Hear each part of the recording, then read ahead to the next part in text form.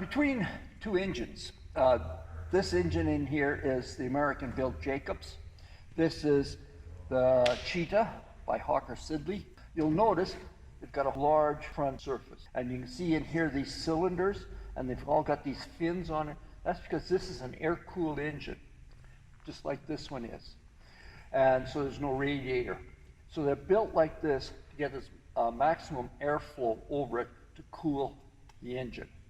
These are L6 Jacobs engines, and these are good in that these engines had a hydraulic pump, which those didn't. So the hydraulic pump was used to operate the landing gear.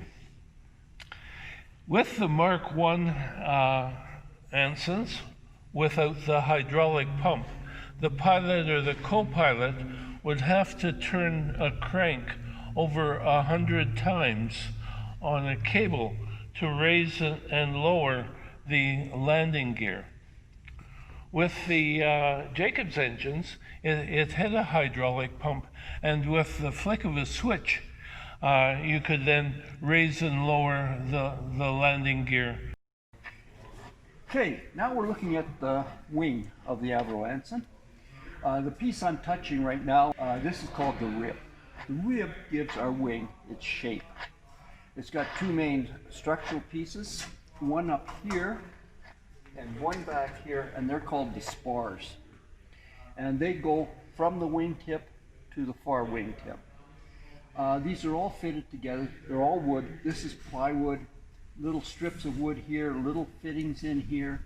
Then it's covered with a thin layer of plywood veneer, and then covered with cloth. And when they dope the cloth shrinks and makes it really, really tight. The wing on the airplane is a one-piece wing, 55 feet long, and this is part of the woodwork. The woodwork is fantastically intricate and looks very nice. These are the landing lights. The wing is all wood. It has a main spar, it has a rear spar. The wing was made in two pieces, a forward section and a rear section, and presumably this was to transport it on the curvy English roads. So there are two sections of the wing joined together. Towards the engine mounts, the engine is right here. You can see that these ribs are a little closer together. If you look at these green pieces under here, these are the actual fuel tanks.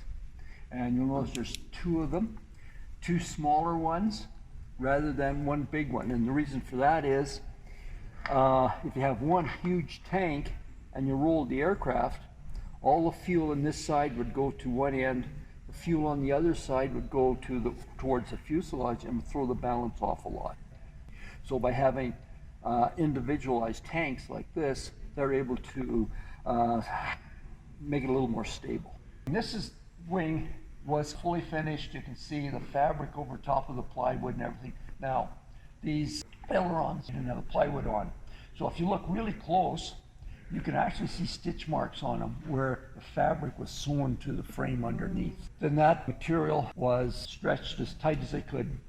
And then they put a material on referred to as dope. And it was like a varnish. When that dope dried, the material shrank and became very tight.